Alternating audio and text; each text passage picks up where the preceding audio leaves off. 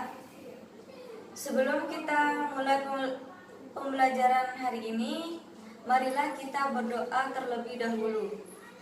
Berdoa dimulai. Baiklah, berdoa selesai. Saya absen terlebih dahulu.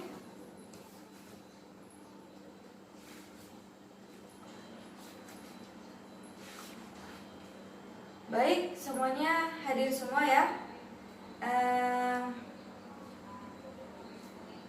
Setelah pembelajaran hari ini, saya harap kalian dapat mendeskripsikan pola perilaku konsumen dalam kegiatan ekonomi. Di pertemuan sebelumnya, adakah yang masih ingat kita belajar tentang apa? Ya. Dan untuk materi hari ini kita akan membahas tentang kegiatan dan pelaku ekonomi. Silakan dari kalian, apakah ada yang bisa menyebutkan dari tujuan pembelajaran hari ini? Jika ada yang bisa menyebutkan, saya akan kasih reward. Ya, silakan saudari Sinta. Yang pertama ya, mendeskripsikan pola perilaku konsumen dan produsen dalam kegiatan ekonomi. Benar. Yang selanjutnya mendeskripsikan peran pelaku kegiatan ekonomi. Baik, kita akan masuk ke dalam materi, yaitu kegiatan dan pelaku ekonomi.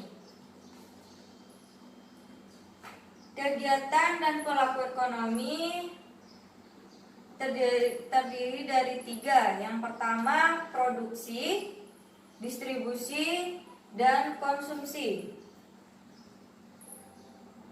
Produksi, kegiatan menambah nilai guna suatu barang atau menciptakan barang baru untuk memenuhi kebutuhan manusia. Distribusi, penyaluran atau penyampaian barang jasa dari produsen ke konsumen. Sedangkan konsumsi, tindakan menghabiskan atau mengurangi manfaat suatu benda dalam memenuhi kebutuhan untuk memelihara kelangsungan hidupnya. Selanjutnya, jenis-jenis distribusi. Yang pertama, saluran distribusi langsung, yaitu saluran ini mendistribusikan barang dan jasa langsung dari produsen ke konsumen tanpa perantara. Misalnya, petani menjual langsung hasil ladangnya ke pasar. Saluran distribusi semi langsung. Distribusi ini mendistribusikan barang atau jasa ke konsumen melalui perantara. Misalnya, produsen sepatu menjual sepatunya melalui perantara melalui perantara tertentu yang ada di kota. Selanjutnya, saluran distribusi tidak langsung, yaitu saluran ini cukup panjang sehingga konsumen menerima barang dan jasa melalui banyak pihak seperti perdagang besar, perdagangan kecil, dan lainnya. Selanjutnya, perilaku konsumen dan produsen. Pelaku konsumen menjelaskan bagaimana cara seorang konsumen memilih suatu produk yang dipercayakan memberikan kepuasan maksimum dengan dibatasi oleh pendapatan dan harga barang. Untuk membahas teori, perilaku konsumen dapat melalui dua pendekatan, yaitu pendekatan kardinal dan pendekatan original. Nah, pendekatan kardinal yaitu didasarkan pada asumsi bahwa tingkat kepuasan yang diperoleh konsumen dalam konsumsi barang dan jasa dapat diukur dengan satuan seperti uang, jumlah, atau buah. Pendekatan original. Pendekatan ini digunakan karena pendekatan kardinal memiliki beberapa kelemahan. Antara lain, pendekatan kardinal bersifat subjektif dalam penentuan nilai guna total dan nilai guna marginal. Selanjutnya, teori perilaku produsen. Teori perilaku produsen menggambarkan perilaku produsen dalam memproduksi barang maupun jasa. Pembahasan mengenai hal-hal yang berkaitan dengan teori perilaku produsen, yaitu yang pertama klasifikasi faktor produksi, yang kedua fungsi produksi jangka pendek, yang ketiga fungsi produksi jangka panjang, dan selanjutnya hukum produk marginal yang semakin berkurang. Selanjutnya, pelaku kegiatan ekonomi. Para pelaku ekonomi tersebut dapat disederhanakan menjadi 4. Yang pertama, rumah tangga, perusahaan, pemerintah, dan masyarakat luar.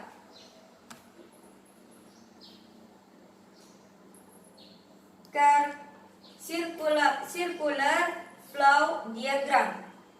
Hubungan timbal balik antar konsumen dan produsen yang menunjukkan arus melingkar atau interaksi antar pelaku ekonomi. Selanjutnya, circular flow diagram. Yang pertama yaitu circular flow diagram kegiatan ekonomi ada dua sektor. Yang kedua, circular flow diagram kegiatan ekonomi 3 sektor. Yang ketiga, circular flow diagram kegiatan ekonomi ada 4 sektor. Selanjutnya, circular flow diagram kegiatan ekonomi 2 sektor. Mungkin adakah yang tahu peran dalam kegiatan ekonomi 2 sektor? Jika ada yang tahu, saya akan memberikan reward nanti setelah pulang sekolah. Ya, silakan saudari Ida. Ya, yang pertama rumah tangga konsumen. Yang kedua, ya, rumah tangga produsen. Selanjutnya, circular flow diagram kegiatan ekonomi 3 sektor. Mungkin dari kalian bisa ada yang menyebutkan. Ya, saudara Dimas, bisa disebutkan? Ya, yang pertama konsumen, yang kedua produsen, yang ketiga pemerintah. Selanjutnya, circular flow diagram kegiatan 4 sektor. Mungkin ada yang tahu? Ya, silakan saudara Aden. Ya, yang pertama konsumen, yang kedua produsen, yang ketiga pemerintah, yang keempat luar negeri. Ya, benar.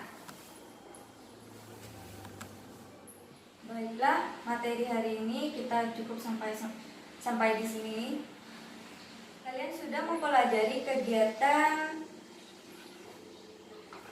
kegiatan dan pelaku ekonomi. Adakah materi yang tidak kalian paham? Bila tidak ada, saya akan memberikan tugas individu untuk kalian. Silahkan buka buku paketnya di halaman 57 bab evaluasi bab 3.